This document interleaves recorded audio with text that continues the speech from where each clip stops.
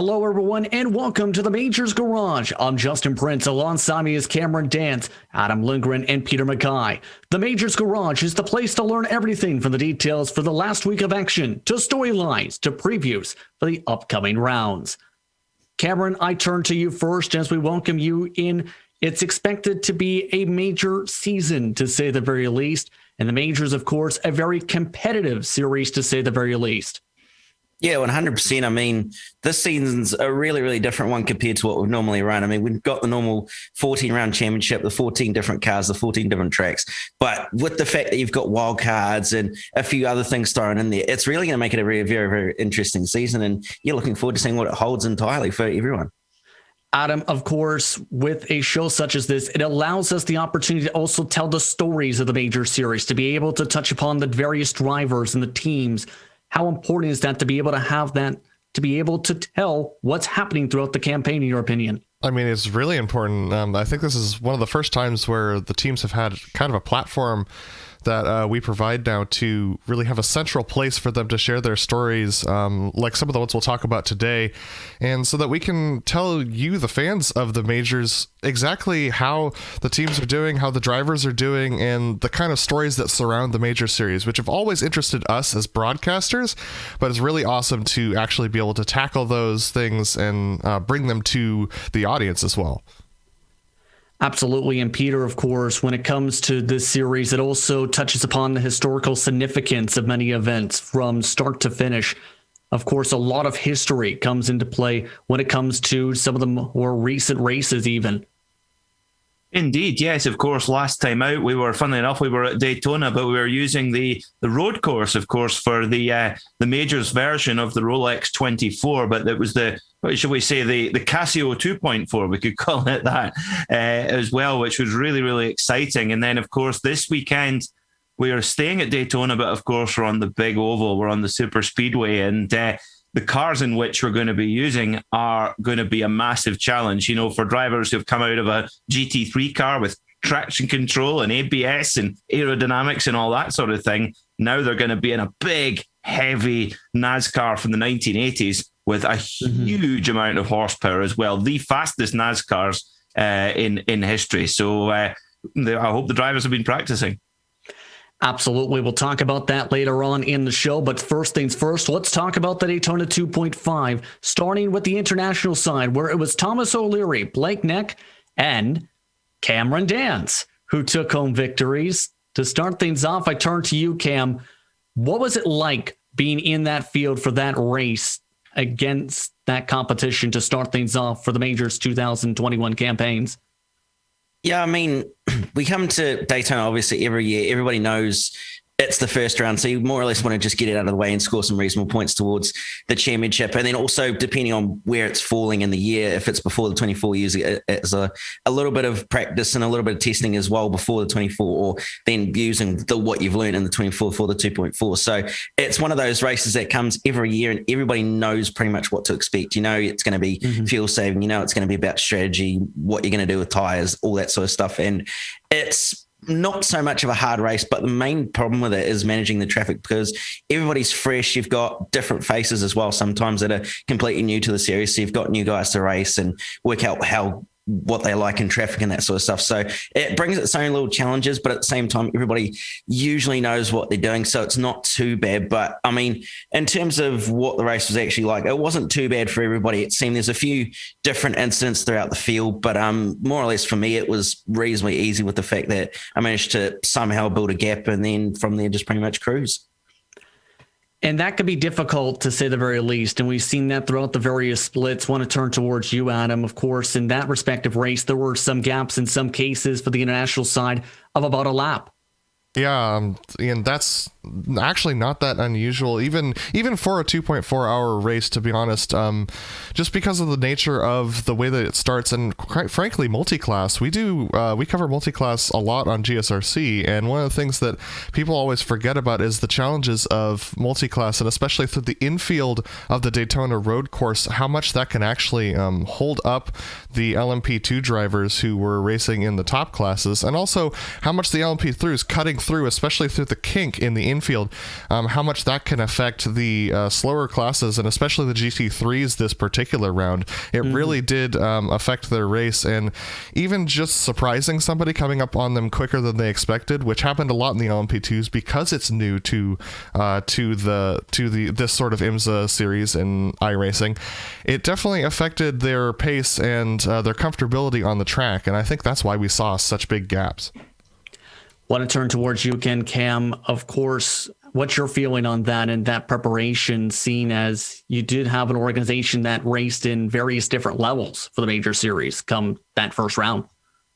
Yeah, I mean, we were pretty much in both prototype and the GTE class. Yeah. So we were able to experience both of being in the slower car class and also having to deal with both the other classes as well. So it really added that mixture of being able to know what the drivers are going to do and what the others are going to do, sort of thing. I mean, obviously the prototypes are one of those classes where you more or less just going to fire it up the inside as best as as early as you possibly can, so you don't lose too much time. And then the GTEs are more about minimizing that time loss with letting the LMP2s go, and then also trying to manage the GT3s at the same time. So it's one of those two classes where, being the quicker classes, you've really actually got to keep an eye on what you're doing. And then especially in the GT class, for me, I mean, you're watching your mirrors, you're watching what's going on ahead of you. You're just being very much aware of what's going around you. And that's probably one of the more important things about multi-class and Daytona, especially with the fact you've got those speed differences.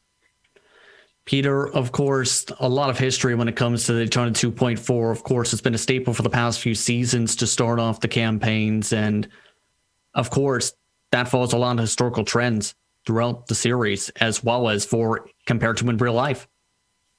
Indeed, yeah. Of course, the Rolex 24 is it's kind of evolved along with modern day endurance racing, where it's become a sprint race. And of course, the way that the IMSA rules work with caution periods, where the field is all bunched together, and then all of the classes apart from LMP3, there was a handful of teams who were bunched together on every yellow flag period. And I mean, it went right down to the wire with the reformed Chip Ganassi Cadillac team, and of course Wayne Taylor Racing coming in with a brand new car to them, the old Acura Team Penske DPI, and winning first time out, showing that Wayne Taylor Racing were the difference, not the Cadillac. Everyone thinks it's the Cadillac at Daytona for the DPI class, but Wayne Taylor Racing proved that they're the unit that did that. Now, of course, we don't have DPIs in the iRacing world yet, but might we in future? Perhaps we'll be talking about that next year. Who knows? Maybe.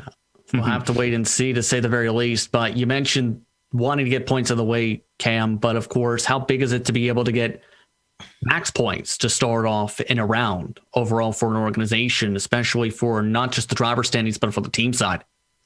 Oh, it's probably one of the more important things about this series. I mean, you've got to consistently score points over the entire year, and to kick the year off with pretty much the most points you can get is a really, really good boost, because you've got that confidence now that heading into the rest of the season, you're going to be a really, really strong contender for the rest of the year, especially with the fact that once drop rounds come into effect, that that's going to be in your points bag, that you're going to use that towards the championship later on. So it's really, really good to start the year off with a win. And I mean, you can't ask for a better result as well, with the fact that what happened last year for me personally was not too ideal, but it's really, really good to start the year off obviously with a win. And it's just one of those things that once you've got it out of the way, you can start focusing on the rest of the season and what you can do to advance those points.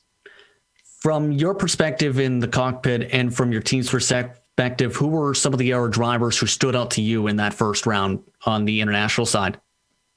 Obviously, I think it's fair to say that pretty much everybody in Kinetic more or less was going to be, I think, not so much a problem, but going to be a rival for us. I mean, there's a couple of others out there, the likes of Thomas Hins, Chris Owen, and a few others out there that are reasonably quick in a few different cars, especially the likes of the open wheelers prototypes and that sort of stuff. So it's, one of those things about those teams and those drivers is that they're really, really strong, but then you're going to get throughout the season, you're going to find out who your actual rivals are. And I think heading into the rest of the season, it's going to be pretty obvious that it's going to be Kinetic versus us, I think. So it's going to be fascinating to see what happens and who's going to end up being really, really strong throughout the season. But it's going to be fair to say that it's probably going to be a Kinetic driver versus the likes of me or Harold or someone in our team, I think.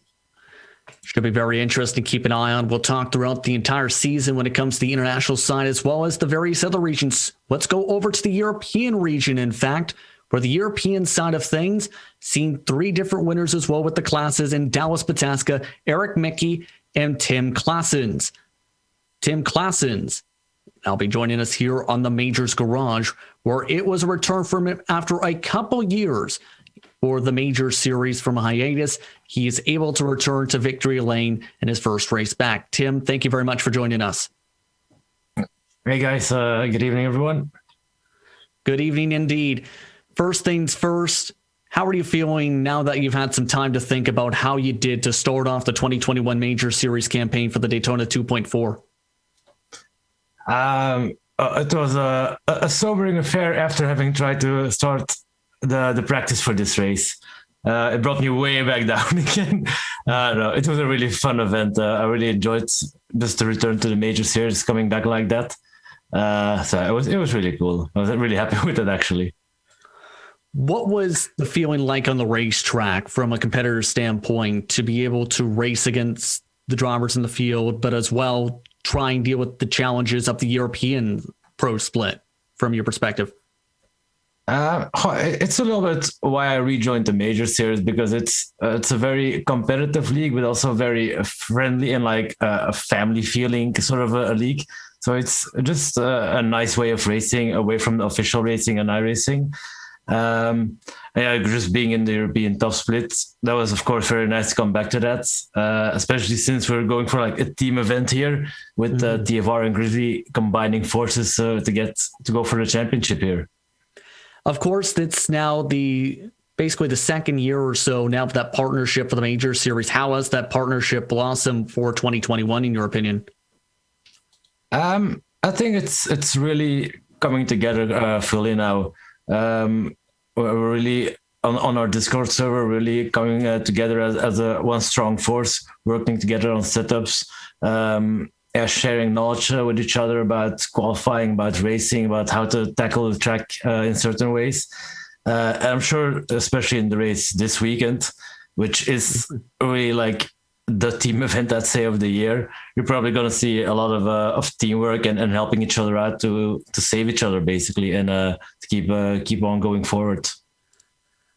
We're going to talk about that in a moment or so, but I also want to ask about this in terms of how things have been since your last start in the Major Series a few years ago to being able to return to the Majors for victory lane. What were you doing in that time, and how would you describe that time compared to now? Well, for the most part, I probably took a little bit of a not really complete break from racing altogether, but I did need a little bit of a more relaxed period where I wasn't driving as competitive or doing really anything very serious. Just because I've been doing this hobby, this sim racing, I think it's been like 16 years now. So at some point you do get to a point where, all right, for like a year or a couple of years, let me just focus on something else real quick before you sort of lose the passion. But then once you start getting back into it, it will just bubbles up again, and you want to really get back into it. And that's where I am right now. Again, I'm really excited to be driving it again, and being able to return to the majors. How would you describe, for those tuning in for the first time, the feeling of racing in the majors? You described a little bit with the pro level, a little bit for the first race. How would you describe that feeling from a round-to-round basis to be able to compete against the drivers you do? I think for me personally, the biggest plus point of the major series is that it's a competitive series, but it's very fair. The racing is very fair as well. So you can have some proper on-track battles with certain cars, which you of course get to know throughout the season. But it's all with fairness in mind and just being, not wrecking each other off track on purpose, just having a good, fair on-track battles. That's really what I enjoy most about this league. You mentioned a bit about the preparation for the 1987 Daytona 500. How has that preparation been going for you and your organization so far? Well, since we are like a big group, there's a lot of European talent on the TFR side. The Grizzly side, they're more US focused when it comes to their members. so for especially this race, they've been a godsend to us, really being able to help us out, showing us the ropes a little bit on how to go about it, especially building the car and building the setup for this race. It's really their expertise we're sort of depending on, almost, I have to say. But it's been really helpful and a learning experience for me as well, to just get to find out some of these niggles I didn't know about or not really paid attention to on road racing, but have now become a little bit more accustomed to. So it's been really nice to have them on board for this one. Now, one of the main things I've heard is, of course, for those who do not know, there were dual races to help set the positions for the races come this weekend. There was some adventurous moments during that. How was the car feeling in those dual races in preparation for this weekend? Well, I can't really complain about the car. The car was actually really great, especially in traffic. It was a really safe car. You could drive close to each other. You could drive in a pack and just stay on track and not fly in the wall. Except on sort of your talents fall a little bit short. My dual race didn't end exactly as successful as I wanted it to end. But it was a good eye-opener. You can't lose focus at any point in this combination. Mm-hmm. It's not like the newer cars on Daytona, where it's, I don't want to say easy, but a lot easier at least. This one, you really have to be 100% focused every part of the corner and not think like, oh yeah, I'll make this just fine, because then you won't. You'll be in the wall somewhere. Yes, indeed. And final question. How do you feel the race will be for the European region come Sunday morning for those on the East Coast and for Sunday evening for those in Europe? I think it's going to be a very adventurous and interesting race. We're already going into the race with the mindset the first half is just going to be surviving, and it is 500 miles, so nothing has to happen in the first 50 laps. Just let everyone fight it out at that point.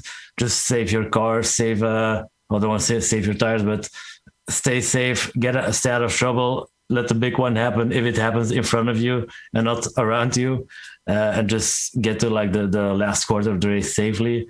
And then we'll see what's going to happen. But I think it's going to be a real interesting race, especially because I don't want to generalize, but Europeans mostly have a little bit less experience with oval racing. And it is a very different mindset and racing style. You get there compared to road racing, where you're maybe next to another car for 20 seconds on a lap.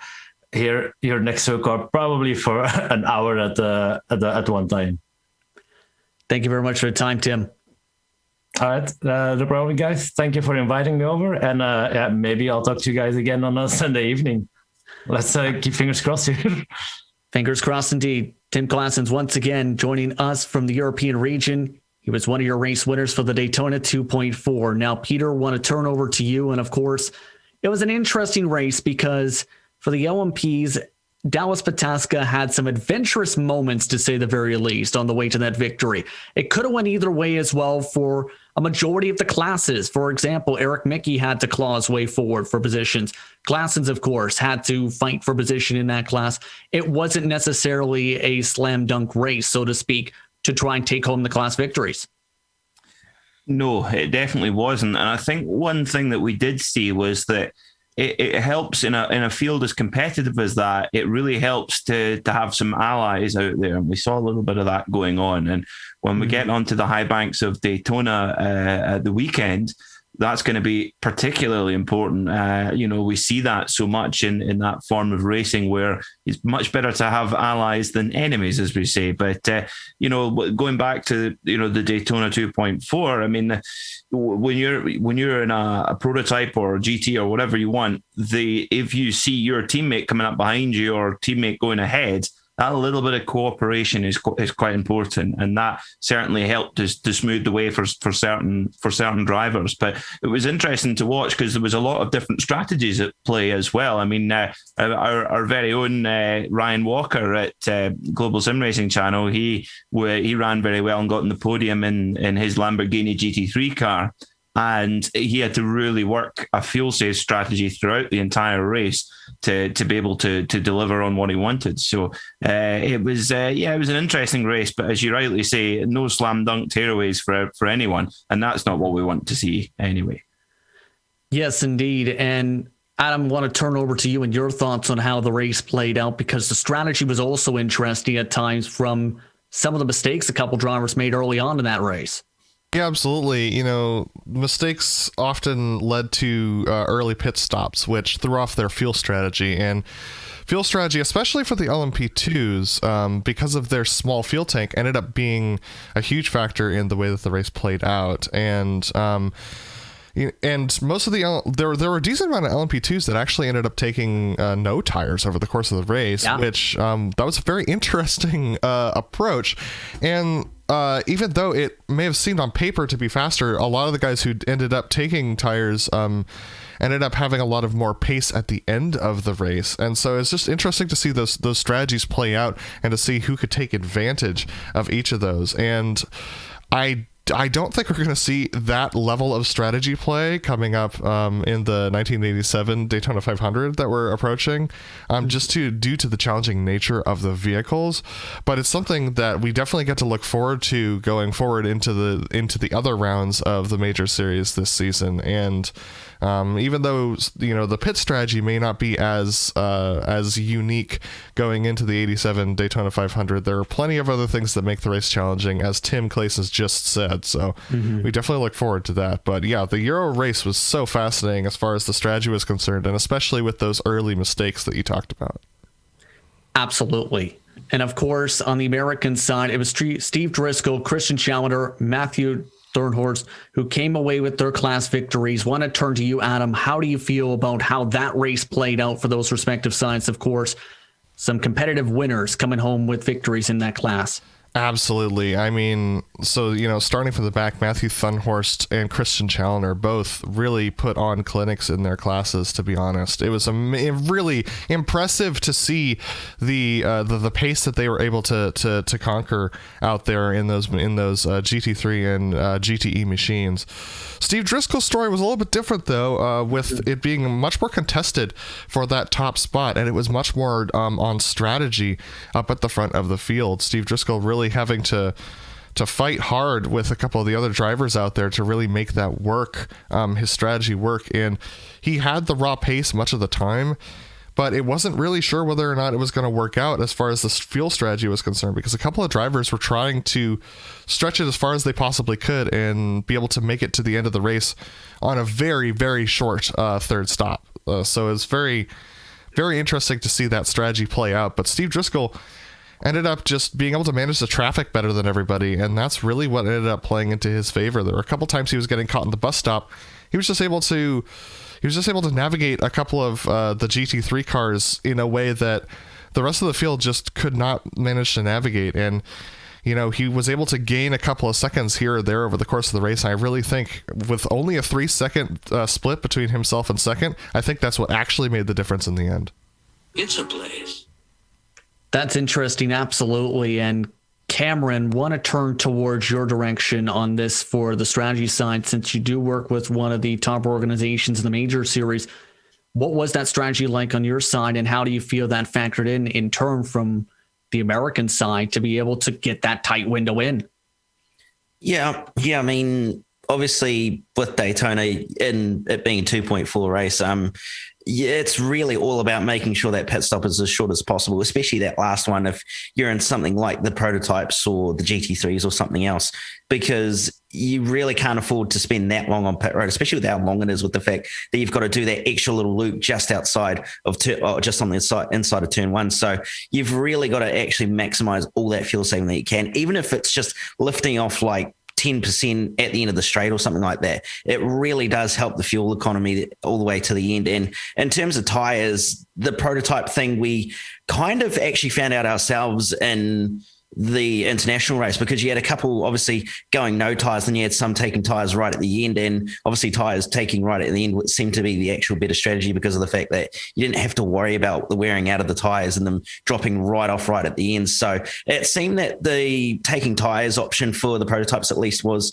the better option. I don't think it was the option though in GTE and GT3. It was a little bit too slow in the drop off pace in terms of how quickly they wore and everything. Didn't really seem to be that big of a problem, I don't think, at least for me. I don't think anybody else really had many wear issues in the GTEs at least, but it certainly created a little bit of interesting strategy with the fact that you had some taking tires in GTE and GT3, but I don't think anyone really managed to make them work much better than those who decided not to. Absolutely. And Peter, of course, in the history of the Daytona 24 in real life, strategy is a big part of it. Your thoughts on how things played on that side then? Well, I think with the Rolex 24 at Daytona, you hear about fuel saving a lot, but it's really just like any endurance race where you just got to minimize the mistakes as best as you possibly can. And of course, the most successful drivers at the Rolex 24 Hour at Daytona are Hurley Haywood and Scott Pruitt, who both have 5 outright wins apiece. And Hurley Haywood, I actually had the immense privilege to chat to Hurley a week or two ago, and he has a very specific approach of how to go about that endurance race, or any endurance race for that matter.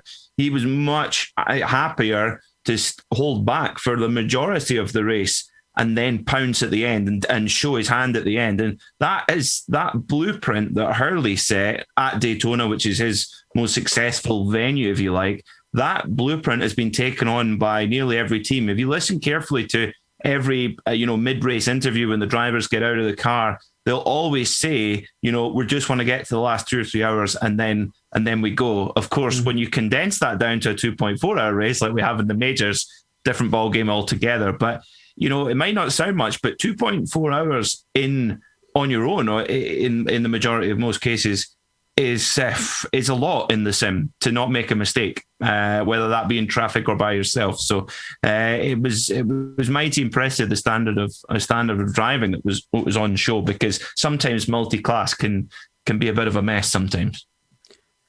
Absolutely. And you don't want to forget as well, on top of the pro divisions, there's also the Sportsman Division that competes each and every season. On the international side of things, Mitchell Bales, Luke Critchley, and Peter Vostro, who ended up winning the respective classes. For the European side, it was Sean Brown, Jeff Embry, and Mike Gaunt. 23 points apiece go to the winners, keep in mind, with Joey Hayes, Ozzie Merwin, and Ethan Orwoski coming away with victories on the American side. Many of the series veterans, keep in mind, who started from the very beginning, and many names you see across the series and across iRacing who rise up to the rankings, compete in the sportsman class. The reason we mentioned that, and we'll be talking about this more in depth as the season goes on, is the sportsman class is expected to have some up-and-coming stars, and was where drivers like Sam Harper came from in 2020, Peter. Indeed, yes, it was. Before my time in the majors, of course, I made my majors debut. Well, actually, that's not exactly true. I did get to enjoy the 1967 Watkins Glen Grand Prix, which was dominated by Christian Challoner, which was quite extraordinary to watch, actually, nearly lapping the entire field. But yes, it shows you that no matter what class you're in, the competition is fierce. Absolutely, and more so towards want to go to Adam than on this, because you're one of the series veterans in this regard. Of course, a lot of talent has gone through the organization. Some of the drivers, who are you keeping an eye on to try and claw their way through Sportsman based on what you've seen, and who is down there right now looking to show what they can do based on the year's experience? Yeah, absolutely. Richard Mcclure is one driver that I'm keeping my eyes on. He's currently tied for 4th in the championship in the he placed second in one of the classes down in the Sportsman series. That it's also awesome that we get to see Esports Broadcasting Network broadcasting the Sportsman series in Americas for the entire year. And so, like, you get a chance to really watch these up and coming drivers, but my eyes right now are on Richard Mcclure. I've heard good things about him from other drivers. His pace is impressive, and his racecraft is something that they talk about a lot. So my eyes right now are on him and the Dog Bear White Jr. team, because I think they're going to be pretty formidable over the course of this season. I'll be interested to see how he does at the 1987 Daytona, but to see his pace in the Daytona 2.4 was genuinely impressive. So I look forward to keeping my eyes on him right now.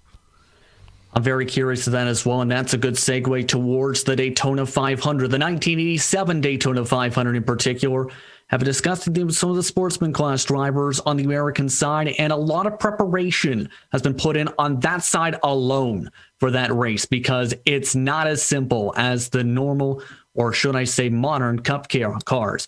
It's a much different beast to try and work on, Cameron. What's that preparation been like on your side of the camp?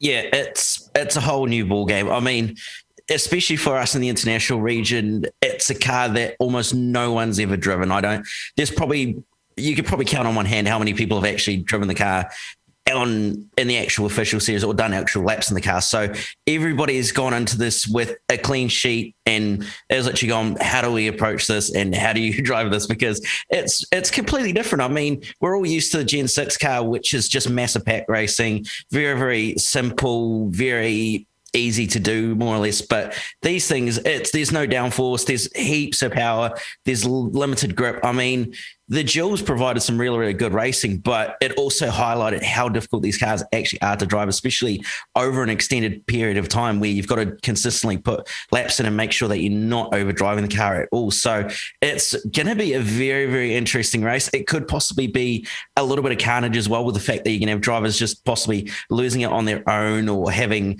some incidents with others. But I don't think it'll be too bad of a race.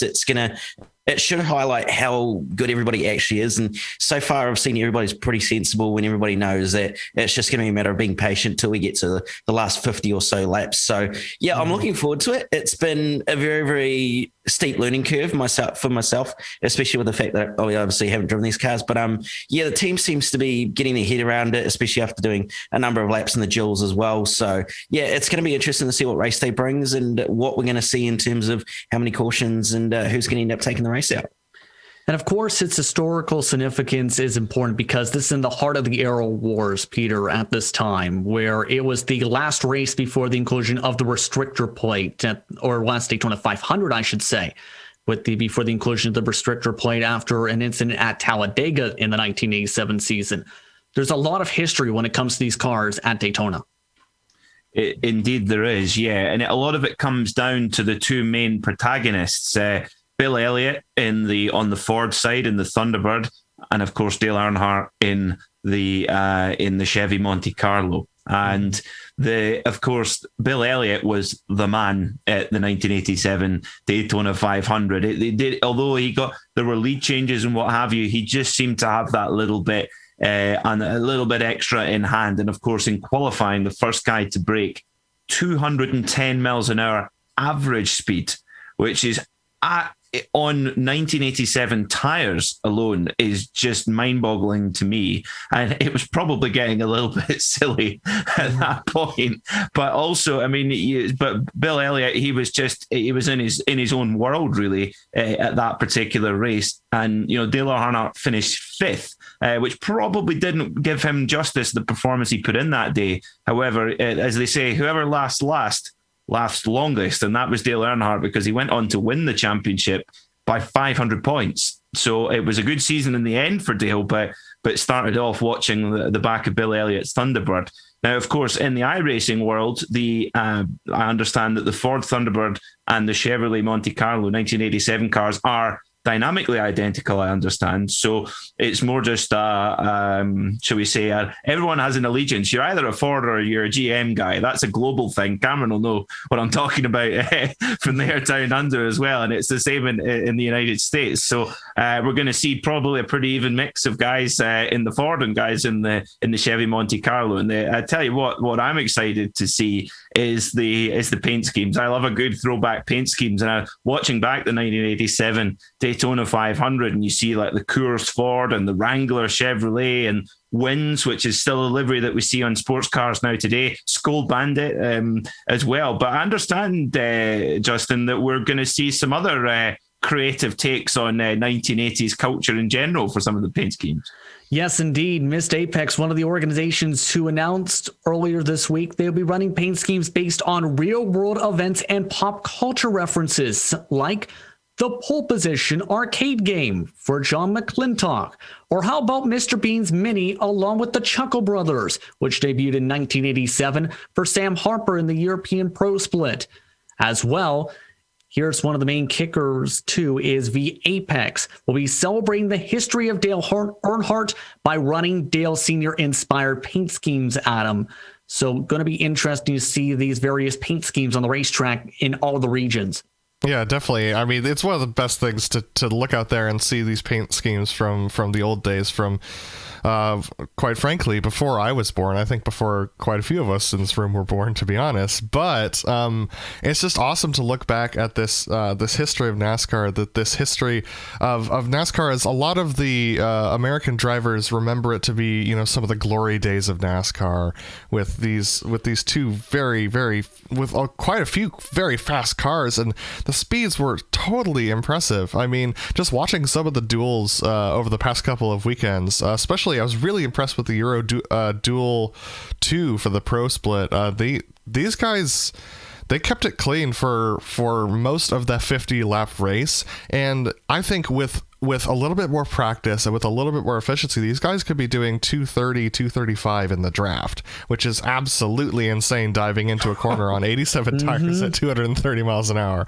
So it's going to be crazy to see what kind of speeds that they're able to get going in the draft there, and to see these old paint schemes that we all, you know, remember from those days in NASCAR when the speeds were fast and the tires weren't really able to keep up. I mean, Cam could talk about it a little bit more, but it's nothing, like he said, it's nothing like these newer cars we have. You have to lift into the corners in order to make sure that the car settles properly. The car is at a slip angle the whole way through, but you can't be at too far of a slip angle, otherwise you burn up that right rear tire and you slide out. So there's so many things to manage, and it really makes you respect the kind of driving that they were doing at that time. To be going over 200 miles an hour through the turns on the banks of Daytona, a much rougher Daytona probably than we'll be racing this weekend, but it's just so impressive to be able to jump into the car in the simulator like iRacing and to be able to tackle that challenge.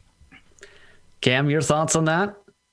Yeah, I mean, he's 100% right. I mean, it's nothing like anyone, I don't think, here is, or in the majors, is even experienced. It's just so out there and different. I mean, you probably compare it to the Lotus 49 race that we did last year, the Classic USGP, where you were in the car that had more power than it did grip, so you were managing that more than anything else. But yeah, it's just so different with the fact that you've actually got to be driving the car almost one or two car lengths ahead of you, because of the fact that you've got to be making sure you've got enough slip angle on the tires, but not too much. And then obviously making sure you're not going to run into the car in front of you or balking everybody behind you. So it's really, really different. And I mean, race trim's not too bad, but qualifying's mental. You're just wheeling the thing proper the whole way through the lap, because of the fact that you've got the thing set up so loose to be able to manage the bottom and everything. And it's just crazy how they did it. I mean, the fact that they were able to do that for 500 miles is just unbelievable. And to be able to do it in the sim is just really, really cool. It's going to be intriguing to see who's going to be able to do it for 500 miles come this weekend in the respective splits, to say the very least. Curious how many drivers are able to make it to the checker flag as well. But one last note for today's Majors Garage, there's Racing for John, which is one of the most important charitable segments in the series' history. For those who do not know, it's in reference to John King, who is currently suffering from brain cancer.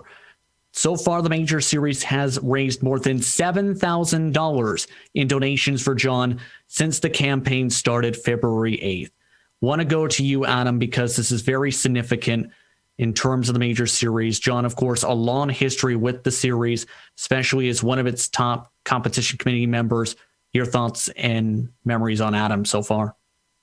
Yeah, I mean, John has been a very positive force in the major series for a very long time, not to mention a very decent competitor as well. I mean, his respect on track transferred to his respect off track as well. I mean, the respect he gave his competitors was it's always been really impressive, and our hope is that to see him back in the series, to see him back managing the series, and the competition committee really, I know they miss him a lot helping out.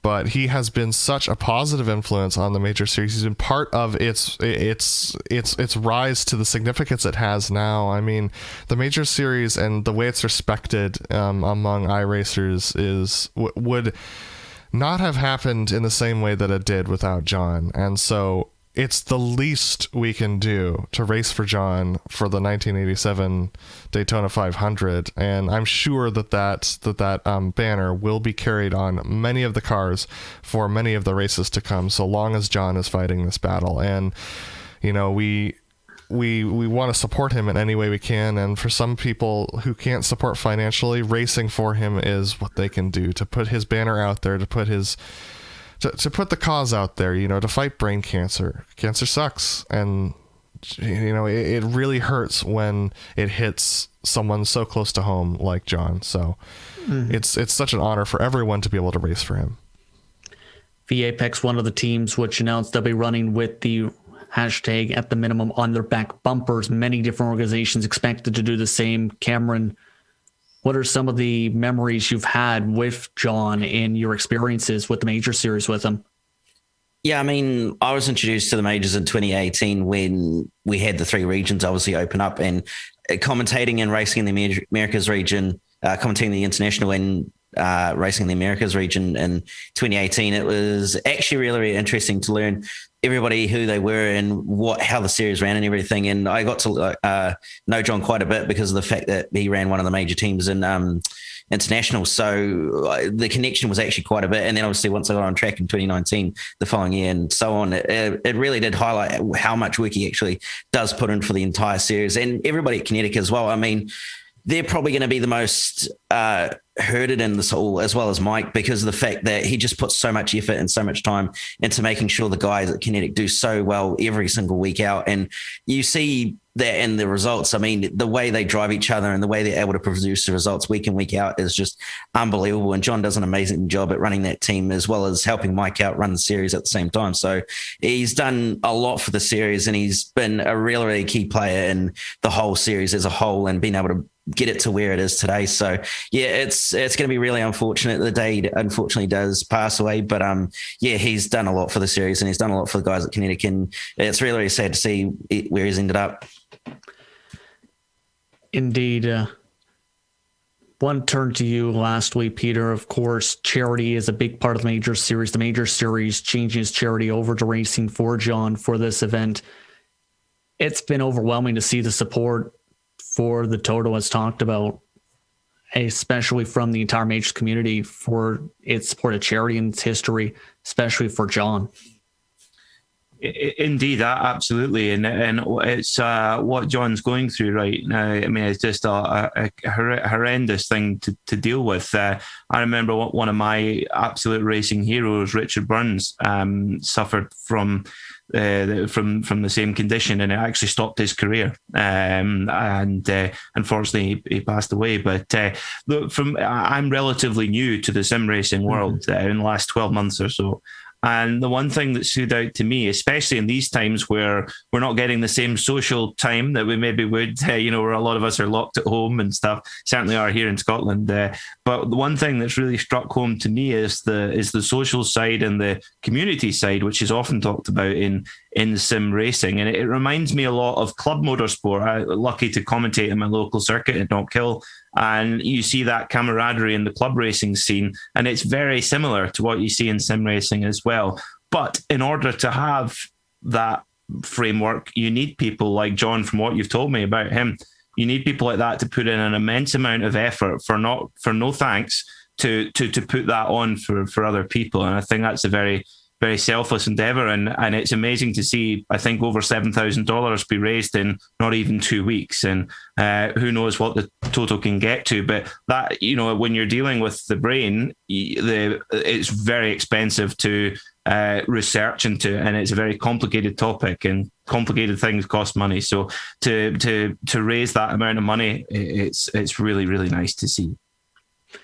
It's been amazing, the support for the Major Series and the sim race community, to say the very least. For more information, go to majorseries.com. There is a GoFundMe page available via the press release for the Major Series and Racing for John. Again, more than $7,000 has been raised so far. On that note, it's time to say goodbye. Thank you for tuning in for the Majors Garage today. For Cameron Dance, for Peter Mackay, for Adam Lindgren, and for our interview today, I'm Tim Clason. I'm Justin Prince, saying so long. Enjoy the rest of your day. We'll see you at the 1987 Daytona 500.